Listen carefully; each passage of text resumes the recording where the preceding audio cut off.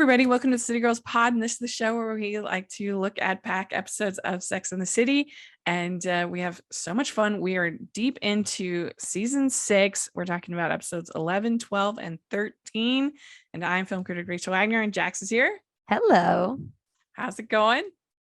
Really good. Rachel, I cannot believe we're in season 6. And I feel like we talked about this before, that all the episodes that you and I watched on like TBS or TNT are now, we're watching all them now. Yeah.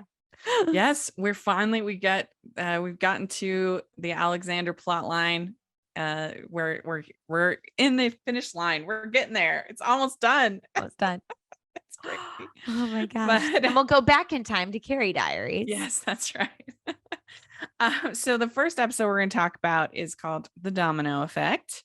And we have basically Carrie going to dinner with Big and finding out that he is having angioplasty done, that he's having a heart problem. And whenever it gets brought up, Carrie just starts becoming this emotional woman. It's so sweet. My goodness. Really... Carrie loves Big. That's all there is to it. It really is. And I don't really understand what Big's reticence really is. I mean, because he seems so willing to commit to other women. What is it about Carrie that makes him, because he's marrying all these women. So it's not like he's somebody that's in general afraid of commitment, like we were talking about with, say, Ben Affleck's character in He's Just Not Into You. He seems very fine with commitment. So I just don't understand why he doesn't just go for it with Carrie. The only thing that the mental gymnastics that I can think of with that, and this is like a toxic thing to think of for people who are holding out hope that someone will change their mind, but it's almost like he knows that if he is with Carrie, it is forever. And I think even Big, probably with even his marriages, doesn't even really think that on some level, you know, because he gets divorced pretty easily too. Yeah. I mean, I guess he doesn't want to have that happen with Carrie, but I don't know. There's just a certain point where it's just like, what are you doing? Like, well, yeah. And also to that point, it's not just that he won't marry her. Like, he has had a hard time even like committing to being her like real true blue boyfriend. Yeah. Yep. Or even, I mean, as we saw in the iconic McDonald's episode, even talking to her about his plans, you know. That's weird. I would just discuss it with people I know. Like, it wouldn't even be like, you know, I just think it's funny the way he doesn't even let her in a little bit. Yeah. So it's interesting though that Carrie has this just innate emotional reaction. And there are topics which just, I think, do that for all of us. Like for me, I just can't talk about my grandpa, my mom's dad, without crying. He passed away in 2001. And I still miss him every day. Yeah. And I it's just one of those, like, he loved so unconditionally, and he was just the most Christ-like person I've ever met in my life. I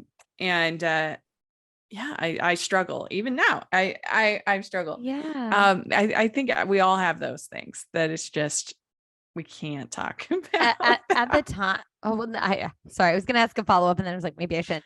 At the time though, like, I'm sure it was like overwhelming grief, like in the beginning. Yeah. Well, it was really hard. You know, they say things comes in threes, but 2001 was a very difficult year for me because my cousin passed away, who I was very close with, and then my grandpa passed away, and it was a good thing in the sense that he was starting to have Alzheimer's, but that doesn't mean you miss them any less just because, you know, it was a good thing.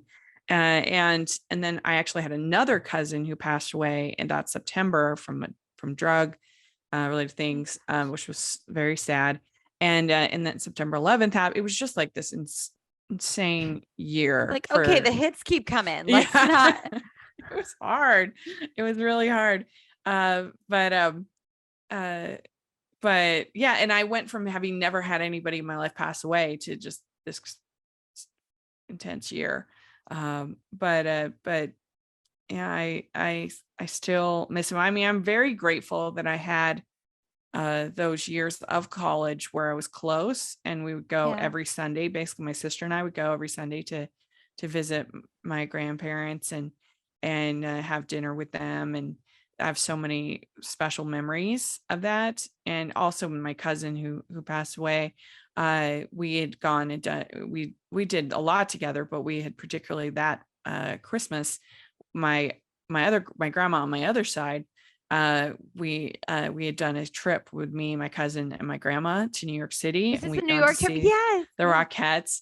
And that's why when I went to see, and also the Music Man, and that's why when I went to see it this last time, I got really emotional because it reminded me of that trip and getting to see the Music Man, and that's just a really special memory. And we had no idea. My cousin had kind of chronic poor health, but she'd been doing so well that it did kind of surprise us that that when she passed away, and she just passed away in her sleep, and that was a big surprise. But we were just so grateful that we had taken the time to have that trip, and to make memories, because none of us would have guessed that 4 months later she would be gone. So Yeah, and I mean, I think we all, or at least I had the tendency to be like, oh, things are busy. We'll do it another time. We'll do it another time. And yeah.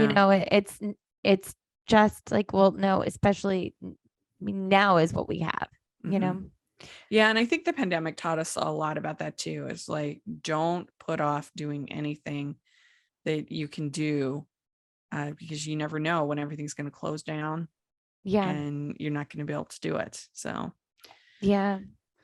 And well, it's difficult. Yeah, grief is not linear either. So like you said, at any time, like things can pop up with that. So yeah, and it's hard to feel like that's what I like about Carrie in this episode. Like there's something so endearing about the way her emotions are just like right on the surface, mhm. but it's hard. Did it surprise you at all that she became this emotional person? No, I mean, she loves that man. Yeah, She she loves does. that man. And I think that like some of Carrie's self-protectiveness, and I get it because I roll it big half the time, comes from the fact that she like it's almost like if she needs to like push big away, she can like sort of not hate him in any real sense, but like be angry and have those antagonistic feelings towards him. But when it Mhm. actually comes down to what it would be like without him. To be honest with you, Rachel, I got a little emotional watching this, knowing what happens in and just like that when he's talking about being in their 70s. And I just got so emotional. It's like, Yeah, I oh, know. they do end up together, but they don't have those years. And he does have a heart thing. And oh, I know. it's got me. It got me. Yeah, I do love her dress in the first hospital scene. She's kind of Oh, with like the a little green bra thing in the back. mhm. Yeah, it's Yeah, cute. it was a cool, interesting back. It was striped. I liked the color on her. It was a nice color. I don't know. I just thought it was a pretty dress. And yeah, again, we've talked about this before, but sometimes people are critical of women getting emotional. That's seen as a weakness, but uh, I obviously don't subscribe to that, and I think it's nice when our characters aren't just like Autobots, and they have Yeah. emotion, and they don't have perfect control over their how they feel. Yeah. I mean, that wouldn't be interesting to Mhm. watch either. Yeah. Well, we also have Samantha being frustrating. Smith just wants to hold her hand, and she's frustrating. I don't know what her problem is, because it's so interesting because she can be so needy and Yes. want, people like Richard to have be more doting on her and to be in more of a traditional relationship with her. But then when Smith wants to hold her hand And she's like, oh, I'm just not that girl. And I love the fact that he's like, this is stupid. You need to let me hold your hand. I mean, I obviously am a Smith stan. I just think he's so good for her. Yeah. He's like, no, we're not doing this. I'm smart enough to know what you're doing. I'm not like missing it, but we're not going to do this. And he doesn't even act hurt about it. He sees her for who she is, which is that she's scared. Now, what I will say, the antics of her falling in that like open grate. Yeah. I mean, horrifying if it pit. really happened in New York, but the vegetable pit made me laugh so hard. And she was so funny, like this madcap comedy. I loved it. Yeah. And I think it was Carrie says, life is short. You might want to hold his hands. And then Samantha says, I have a broken toe, not a broken spirit. Yes. Yes. So good. It was funny. I was glad that she got her, she paid a price for being so frustrating. Yeah, it's like, girl, I don't know what your problem is. You're just holding his hand. You're not marrying the guy. Yeah. Yeah. And again, like sometimes she makes it seem like she does want a more traditional relationship. So she's just kind of all over the place. She would be a very frustrating person to date, I think. Yes. Mm-hmm. But then we also have Robert getting Miranda to take a day off, and then Steve comes in on them, and he breaks his nose. It's just like super awkward. And then Robert puts tampons in his nose. I mean, this is classic. It's like the hot doctor sticking tampons up Steve's nose. And he's just standing there feeling like just like a total buffoon. I guess this is also another thing that would be different, like in our cell phone era, the way we use them. Even if he was sure Miranda wasn't there, he would text like, hey, running by your place to pick up Brady's, whatever he forgot of Brady. Like, it's kind of bonkers that Steve is just like letting himself in her house. It's also bonkers that Robert let himself in her house. I'd be like, why are you doing this? Like, I guess I'm a very, even though I've always lived with roommates or with a partner, like, even now I'll ask Alex to text me when he's coming home because I don't like being surprised with people. I don't know. Like, I'm introverted in that way and I don't really want surprises. Yeah. So yeah. I mean, it's cute that he's actually cooking for her. Yeah, that was nice. And everything. And this, she doesn't do the cookies next episode, right? I think so. Yeah. Okay. Cookies next. Yeah. It's true. But I do think that Steve obviously should have knocked. And but he didn't know that anybody was home. He assumes he's at work, and I get it because she's always at work. But that Miranda has never taken a personal day. Oh my gosh. Someone help this woman. Yeah. That's wrong. No. I mean, you actually are hurting yourself as like they've shown over and over again that rested, vacationed employees perform better than employees who never take a personal day. Yeah. So it's actually even bad for the firm. Yeah, that would be the argument I would use. Yeah, absolutely. It'd be like, can we please get me some days off? Yes. So then we also have Charlotte. So she ends up going to this acupuncturist, Dr. Mao, and it's a little cringy how they kind of treat Eastern medicine in this. Is a little, but the whole idea is that you have to shut out the noise, the New York noise, which is why when Samantha gets so upset about the and that episode with the loud people outside. Yes, sorry. And it's just like she probably wouldn't even hear that. I mean, these people like have lived in New York for a long time. You would not notice that. You get used to the noise. That becomes part of your background in your like white noise. Yeah. Mm-hmm. Yeah, and she says that that's the signature sound of New York is the ambulance siren. And Carrie says, how dangerous is an open heart? Just kidding. It's cheesy, but cute. Cheesy, but cute. Yes. We also have, so Bitsy is pregnant with Bobby's child.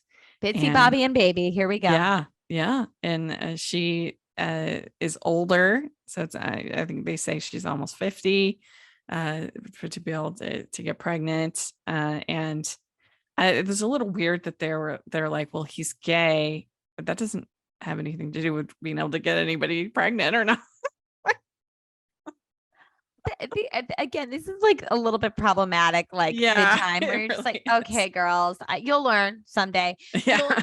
You'll learn, and then you'll overcorrect and then just like that, and it'll be messy in a totally different way. So yeah, exactly. But Charlotte learns to block out New York noise, and then Bitsy talks to Miranda, and so Steve gets to a point where he almost is saying something to Miranda, but he stops when he sees Robert. And but we do have Miranda finally meeting Debbie in this episode. Yes, and I love this. This is where you see that Miranda and Steve, how perfect and funny they are together. Miranda has an incident where she falls over in front of Debbie, and it's just like, oh, these two crazy kids just need to get together. I also really like the way Debbie, the character, and how she's played, because it's not like she's superficial or dumb, but she's just not like, doesn't have the depth that like you would see for Steve, or the connection, I guess. Yeah, I mean, and it's tough to compare because you have somebody who is in a new relationship with Steve versus Miranda, who has all of this history. Yes. So how do you even compare? Exactly. It's like, you can't, they have a child together and they have, like you said, years of history. Yeah. And it's interesting that the girl who played Debbie, it's like the only thing she's done. You know what? I was actually meant to ask you about that, because I was thinking how good she is and how cute and how I'd like to see her in other things. And we have seen that even people who've had like little tiny spots on here are actors that work a lot, but she hasn't done anything else. No. There's one other movie that she's in. That's it. Just these 3 episodes. And yeah, that was surprising to me as well. Yeah. But then we have I think actually we covered everything. Oh, well, we have Carrie bring over Dominoes, and she's in the candy striper outfit. She looks so cute. Yeah, she does. She's adorable. She always wears costumes for Big, and he thinks it's weird, but I love it. Yes.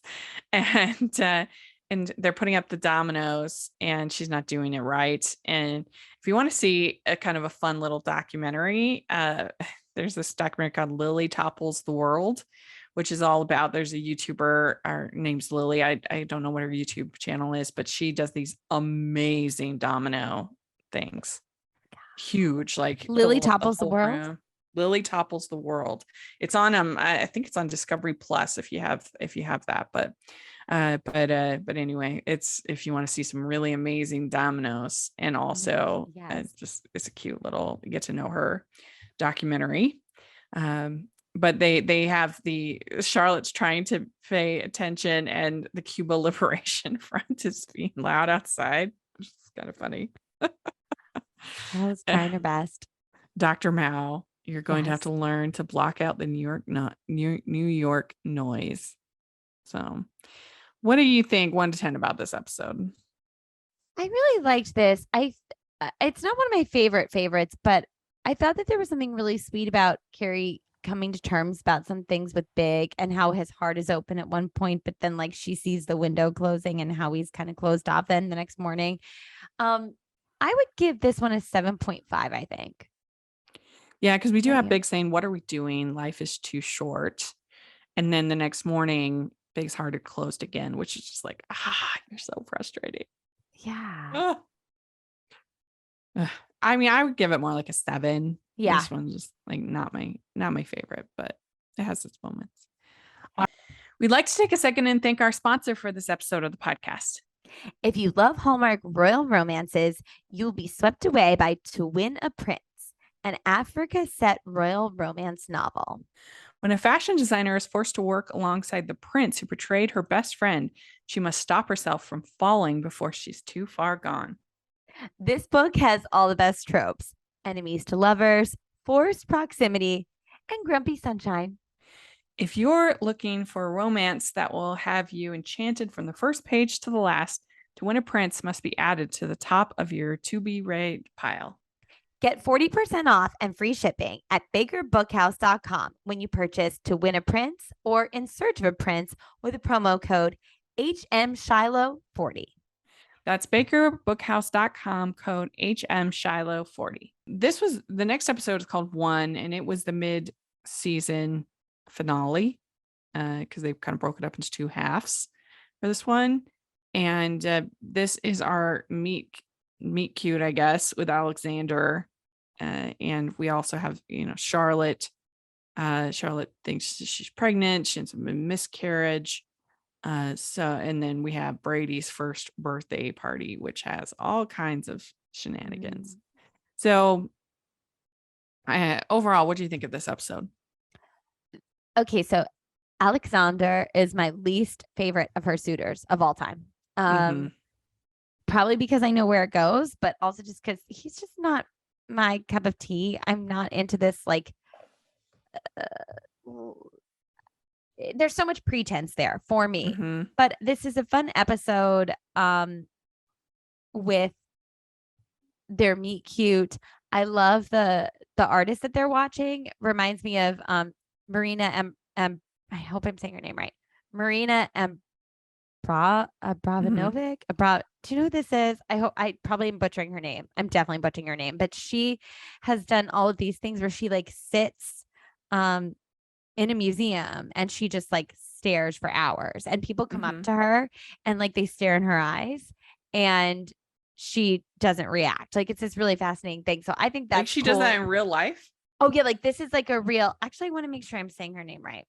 Maria. Hold on. Sorry, I want to. And she doesn't really look like that. Okay, it's Marina Abramovic. She's a Serbian conceptual and performance artist, and she does all of these things in these museums that are exercises like this, and it's fascinating to watch. But I thought that was a cool concept for how they met. I think Charlotte's beautifully dealing with like one of the hardest things that anyone would have to go through.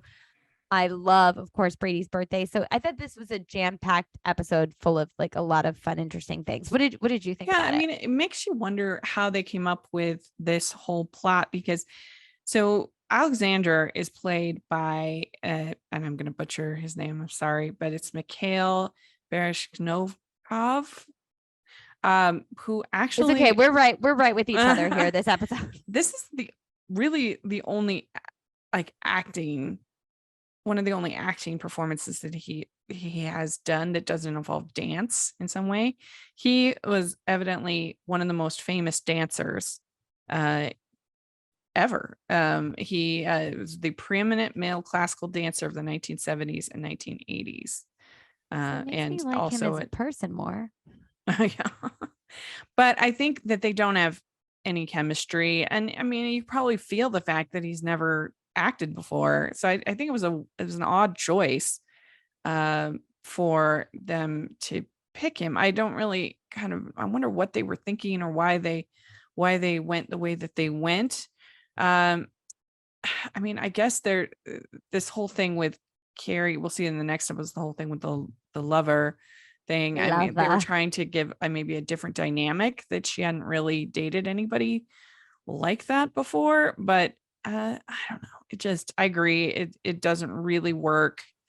And it's a weird kind of relationship to kind of end the last part of the show, to end with her with him, and then obviously the ending is different. But I don't know. I think it was a strange choice. And I think the biggest problem is, they just don't have any chemistry. And like, in addition to not having any chemistry, you think about Berger, and I sort of was like, yes, there were all the things wrong with Berger, but you saw they connected because they're both writers. Yeah. Carrie doesn't even seem to be interested in art, and she's not, and he seems to dismiss what she does. And I'm not saying you have to have the same career as your partner or even the same interests, but like maybe don't be so dismissive of what they do. Also, by the way, this Marina Abramovic that I was talking about, she did the installation. The artist is present. It wasn't until 2010. So it's so mind-boggling that this came before what she did. Like, I thought they gained inspiration from what she did and put it in here. Like, you know how like all the New York stuff is like, you know, it's Soho House and they're going out at this club or they're going to this restaurant. But yeah, this happened after Sex and the City. So I'm mind boggled by that. That's weird. I wish she was inspired by Sex and the City. Yeah. But yeah, they go to this installation, as you say. I thought Carrie's dress was so weird in this scene. I mean, I guess she's supposed to be sort of artistic, but it looked like she was wearing a scarf. Yeah. It was so odd, this dress. I thought her hair looked cute. I like that she had a different little, like, kind of like swept away hairdo, but yeah. She wasn't wearing Heidi hair, at least. Not Heidi hair. Not Heidi hair. But it was, I don't know, I just had an extremely strange dress. It was like she was out of clothes and had to throw something together last minute. So she just put a scarf over her. I don't know. I didn't get on brand for Carrie. Then we have Robert coming over. He brings a pizza and a cookie. He says there's a special cookie. And then he has to leave. And so Miranda finds the cookie and the cookie says, "I love you." And she starts eating it like a crazy person. Did this make you want cookies? Like, I much prefer savory over sweet stuff, but I was like, I could use a cookie pizza right now. I mean, it is frustrating because Miranda's just like, I can't say I love you. Like Jules and Mimi say I love you. Miranda can't say it to Steve. Miranda can't say it to Robert. Everyone else seems to be able to say it. I don't exactly know what's holding Miranda back from saying it. It's not like you're signing it in blood, you know. I mean, yes, it is important to mean it when you say it, but it doesn't have to mean everything. Yes, absolutely. Yeah. And I'm not sure what she's so afraid of as far as relationships. I don't really know with Miranda. And Miranda and Samantha actually have some really similar like avoidant attachment issues, that they're really afraid of getting close to people. Yeah. And Carrie says we are always looking for that one thing to make our lives complete. And I do think that that's true. I'll never forget, there's a speaker at church one time when he talked about how his son was going away to high school, and I mean, not to college. They was talking about his son was going away to college, and he realized that he had spent too much time of this child's life waiting for the next thing to happen. Oh, he's going to be walking soon. Oh, he's going to be going to, to school soon. He's going to be, what's the next thing? What's the next thing? And here now his son was leaving the house, and it was just a really like human, tragic, kind of sad moment. And I've always thought about that it is so easy to be like, okay, the next thing, I can't wait till that happens. And then you, when you're experiencing it, you sometimes get so caught up in creating,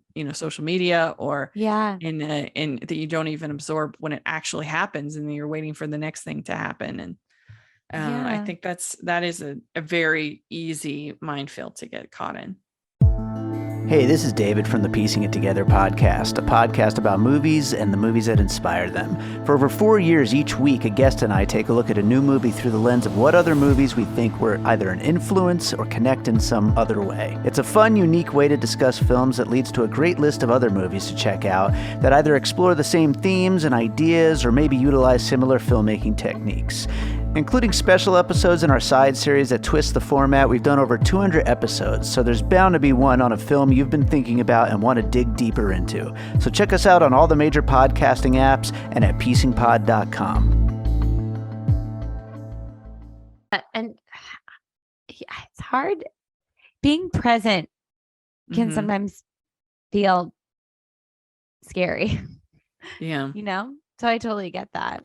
Like Charlotte, thinking the baby will, sort of solve everything. And the Carrie, wanting the relationship with Big. And I feel like Carrie is just in relationships with people like Alexander to just, well, it's better than nothing. Yeah. Yeah. I can't be with Big. So, well, Oh, well, this yeah. isn't something. And that whole Russian food dinner thing was interesting. Carrie gets herself into all sorts of situations.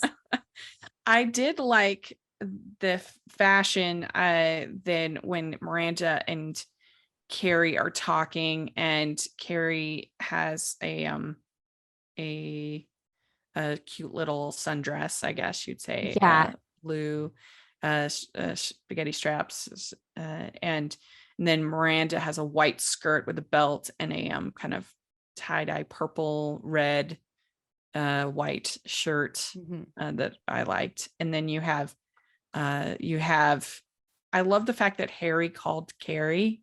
That was very sweet, I thought. Good man. Yeah.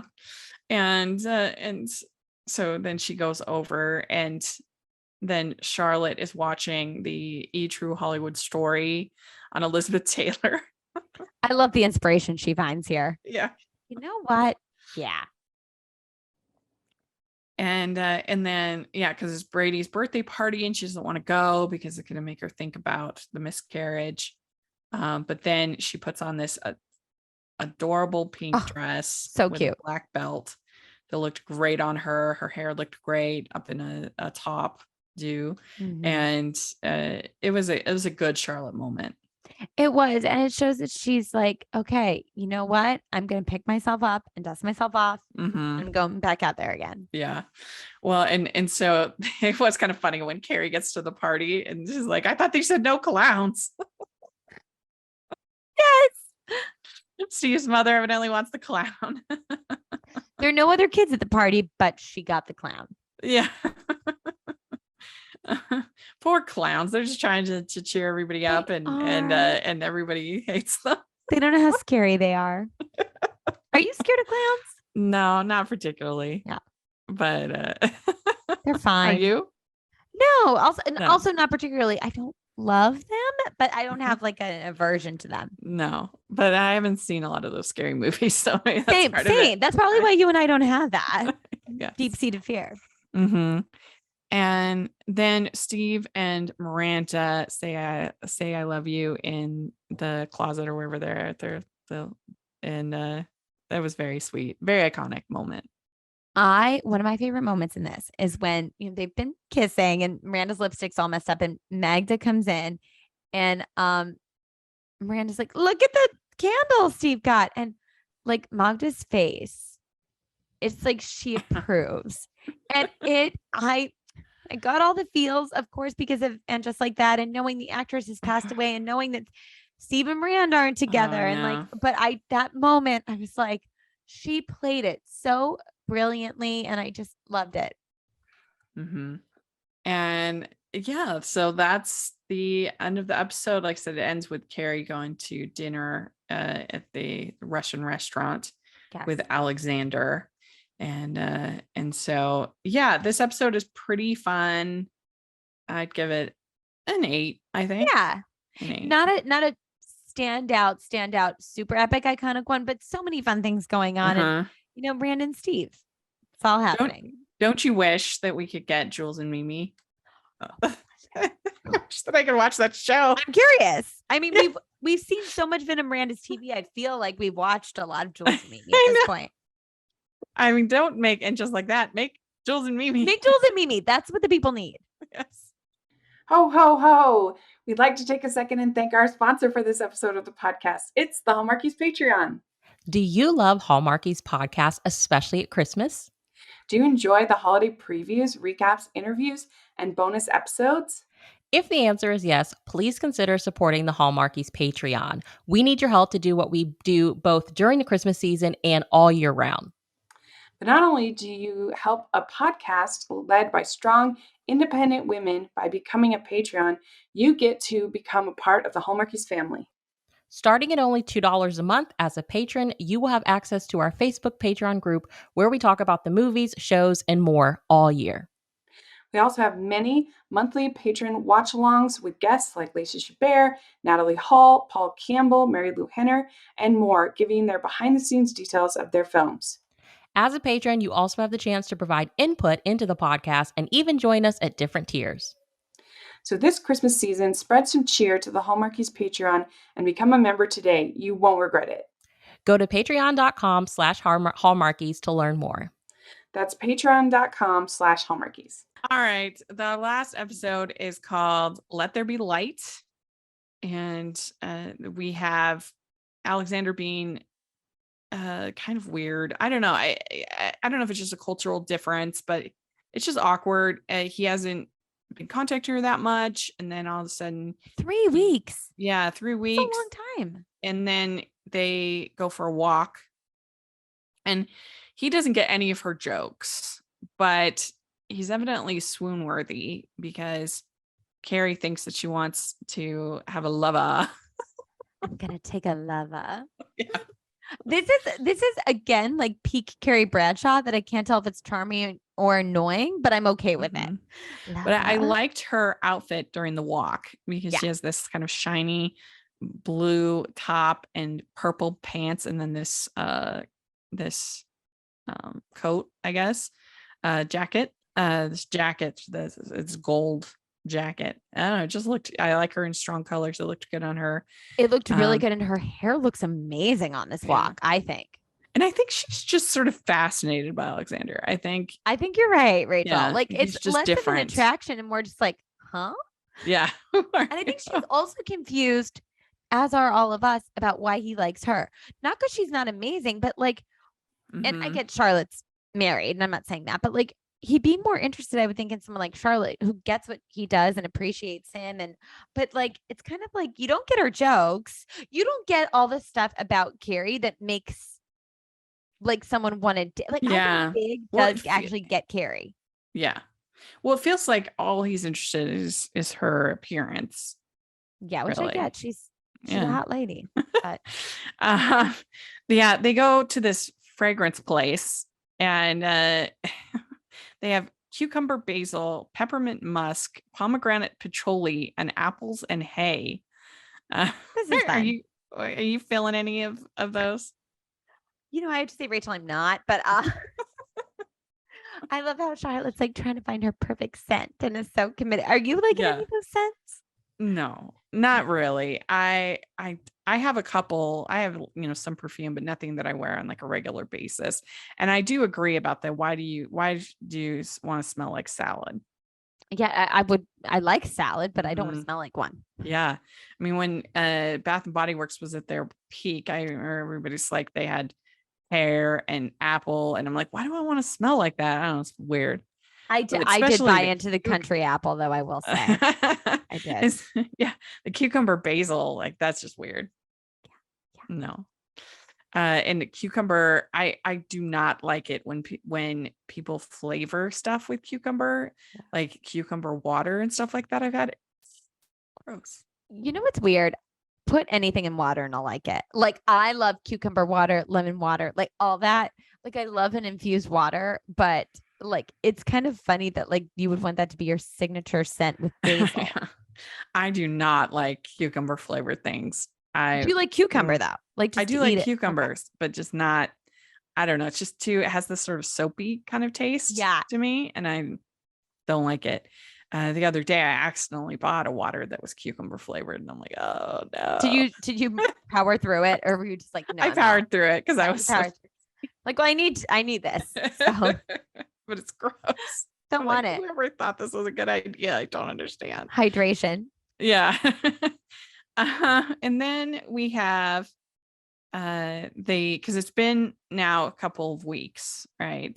And so Miranda and Steve are together, and Robert walks into the elevator. He is not happy. No, he's very upset about it, and then Steve's moving his stuff in with Miranda, and so they're going. I think it's once once you finally decide to be together, when you've had as much history as them, it's just like, let's do it. Let's go. Yeah.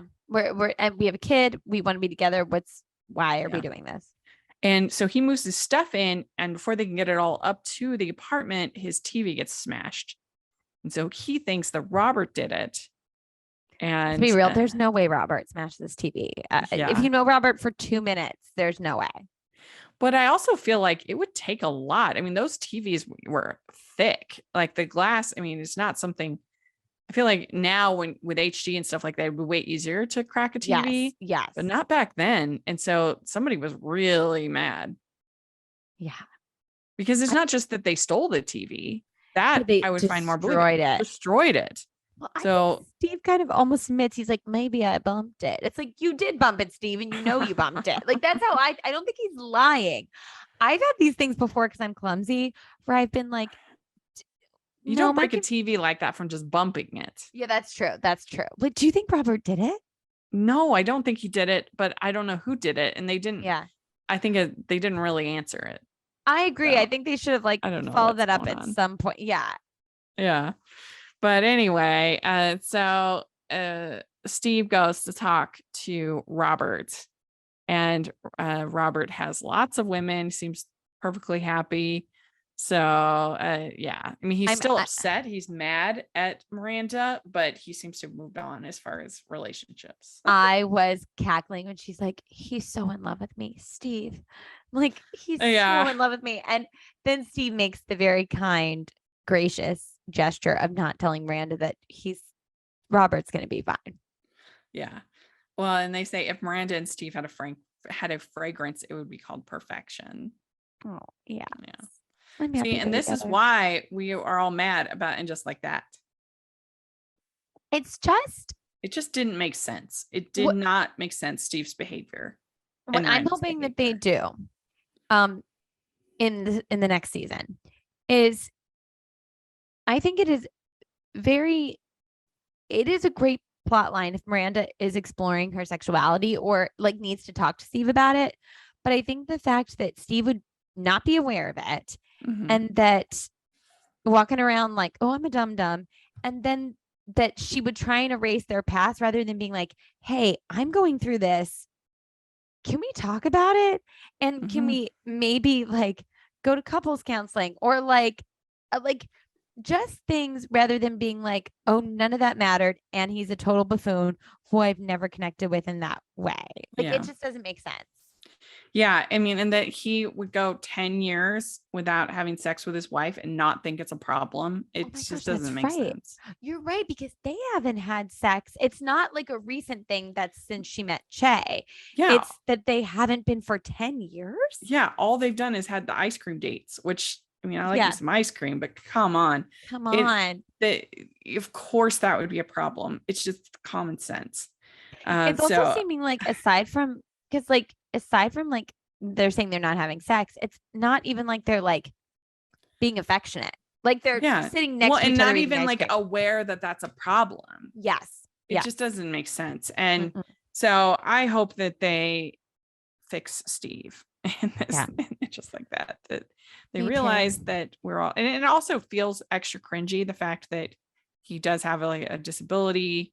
And so the way his character is treated is just, it's bad. It's just bad. So hopefully they fix that big time. I think the fans have spoken, so I hope they listen. I know. So Carrie stays over. She has a good night with Alexander. Loves his apartment. And then it is a nice apartment. Yeah. And the next morning wakes up and he's got all these people there, and he's making her pancakes. I don't know. It would have been nice, since he said making breakfast, if he had also said on the note, people are coming over or something like that. I hated this. I hated this so much. I'm sorry. What you say is, by the way, you say this the night before, I'd love for you to stay over. But just so you know, my team comes over at 7:30, so they'll be here. They'll be kind of loud and on the phone, and also like, you know, if we'll be having breakfast, they'll be hanging out. No, I'm sorry, this was unacceptable. Yeah, I agree. It it was just weird. And that's the thing with Alexander is he's just weird. He is weird. strange. He's strange. And I don't think he considers anyone but himself. If you think about it, 3 weeks without communicating with someone, even if you were like, Mhm. hey, I'm swamped for the next 3 weeks. I'm out of town. I'm busy. I have a project to work on. All you need to do is communicate that. But he's Mhm. so self-centered. Yeah, and he seems to think, oh, he's making pancakes, and so that's all that's needed. But I mean, that's nice. I mean, people making me breakfast. There's a few things I love more than someone making me breakfast, but you still have to communicate. And I don't know. He's just awkward. It's just he's awkward, and they don't have any chemistry. So again, it's a very weird relationship to kind of end the season on. It's so surprising when Sarah Jessica Parker has chemistry with lots of people. Yeah. You know, she had chemistry with David Duchovny, Right. she had chemistry with Berger. She had chemistry with Aiden. Like the list goes on and on. Sarah Jessica Parker has chemistry with almost anybody. Mm-hmm. Yeah. And so then we have Samantha. She doesn't want to go to like parties and do stuff with Smith, but he gets invited to a party hosted by Richard. So she says, oh, well, I want to go to that one.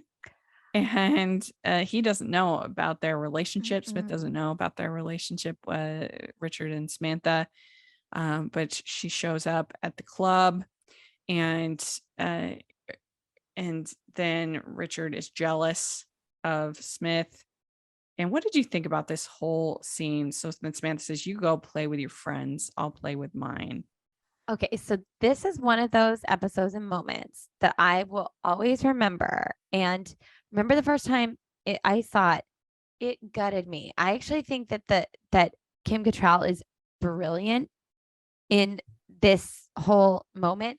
You actually see like how broken she is. And when she's having sex with Richard and she's looking all vacant, and then when she comes off, she's crying in the elevator, and she comes off the elevator and like falls into Smith's arms. And it's just like, I don't know why I'm doing this to you. And you just see someone who's like broken. And part of me, I know I should be angry for the way that she's treating Smith, but I don't know. All I can have for her, and I think it's because the way Kim Cattrall plays it, is empathy at this moment. She just seems so lost. What did you think about it? Boy, I mean, she really pushes it. Yes. She is just mean. And You're right. It's tough, but it is so sweet when he is waiting there and says, I just wanted to make sure you got home safe. I can't. I mean, he really is so kind good. of the perfect man. He's so thoughtful. He's so handsome. He's so sweet. He's confident. I don't know. He's just absolutely great. And also, like, he's strong and principled in his convictions that he doesn't drink. Like, I think True. it's like, I'm not drinking right now, but I've drank in the past, and sometimes I like drank too much and I'm like, oh, this is bad for me. And like, not on a regular basis, but alcohol is tricky. Like, you have to be and That's the thing. He's just so confident. He's so confident. Confident in his choices. He's confident in his relationship. And it's just he is just a great character. Yeah. And you're talking about, Samantha being mean to him and pushing it. I totally agree. And I think even other little things like, I'm not saying she has to stop drinking, but maybe when she's going to a party for him, she could not be slinging him back with Richard. She could maybe like on that night not drink with him. You know what I mean? Go out with the girls, have some cocktails, but you're with Smith at his event. Like, I just think she could go a long way to be sensitive to him. And then she really, like you said, like sticks the knife in and twists it. But it's like she realizes that's not what she's running from Smith because he is so good to her, and she's afraid she's going to mess it up. But being afraid of messing it up, you're messing it up. Yeah. And she says, I hate myself for doing this to you. I don't know what's wrong with me. So, yeah, I think that she can just be a very self-absorbed, selfish person. And I think she would be a very difficult person to be in a relationship with. But then, she has those moments where she kind of realizes it and is trying to do better. So she's like, all these characters are, flawed characters, but it was I'm the kind of person that has a harder time, like holding a grudge and being so forgiving, unlike Smith. But I think I would struggle with, somebody saying something like that to me. You go play with your friends. Ooh, that was rough. Yeah, it was rough. Like, oh, and look on his face when Smith is like, "Can I come?" Like most other people, like I'd be like, "What the heck is this?" Like, I'm not even gonna ask. Like, I'd be angry, but he's like, "Can I come?" Like, he's really trying to give her every benefit of the doubt. And Samantha, don't mess this up again. Yeah, it was a perfect moment for his character. I mean, it was just, I wanted to make sure you got home safe. I don't know if there is such a perfect man. I mean, really exists, no one that looks like a Greek god like that. Yeah. I'll tell you that. No, I mean, it's just he really is such a good person. Yeah. And I love that they made him a good person instead of making him a dum-dum or Right. making him self-absorbed. He's just a good guy. Yeah, I agree. So then Anthony and Charlotte are talking, and Anthony is not into hearing about all of the ins and outs of Charlotte's infertility struggles. I get it. Charlotte always has something going with that. Like, I get it. And he's like, can we talk about anything else? It became fall somewhere between your ovaries and my boredom. Yes. Fair. It's hilarious. I get it. And she's like, oh, yeah. I think that's kind of a frustrating topic, because you want to hear, the person wants to talk about it because it's so overwhelming a part of their life, but there's nothing really the other person can kind of add to the conversation except be like, they're there, like, I'm sorry, you're having this. There's nothing really the other person can say or do to help the situation except for just say, that sucks, I'm sorry. Yes. Sometimes that's all you need, but I don't know. It's a tough topic, whereas like other stuff, you can share kind of your insight and perspective. And maybe I guess if you've gone through infertility, you might have something, but even then, like, every journey's so different that I feel like it's just a weird conversation kind of thing. Plus it's just so intimate and so personal. Yeah. And like, yeah, I agree with you. I think maybe if it was at least someone who was struggling with the same thing, even though it's a different journey, there could be more of a camaraderie, but he's just like, save me from this, please. Yes. So yeah, that's basically the episode. I think this was a pretty fun episode. I give it an 8. Yeah, I think so too. I think that, like, season 6 is really strong. It's almost like, how can they wrap this up? And how many more episodes do we have? 7? No. Let's see. So this is episode, yes, we have 7 left. It's like, how are they gonna, because I feel like we have so much more to do with the girls. Yes. So we have what is it? We have 14, 15, 16, and then we have 2 episodes of 2. So we have 3 recaps left of the show. It's crazy. So let us know what you think of these 3 episodes. We'd love to hear your thoughts. And you can find us at City Girls Pod on Twitter. Make sure you check that out. Or you can leave comments in the comments section. And Jax, how can people find you? At Jacqueline C Tweets on Twitter and Jacqueline Collier on Instagram. Great. And you can find me at Rachel's Reviews, all of our social media, iTunes, YouTube, and on Rotten Tomatoes. Check that out. Also, make sure you're following the podcast, Hallmarkies Pod and Hallmarkies Podcast, all of our social media. And if you are listening on iTunes, please leave your ratings and reviews, 5 stars. It really helps us a lot. And if you are watching on YouTube, please give the video a thumbs up and subscribe to the channel. We appreciate that so much. We also have the Patreon group and merch store where you can get City Girls Pod merch. So check that out. And thanks so much, everybody. We'll talk to y'all later. Bye, everyone. Bye.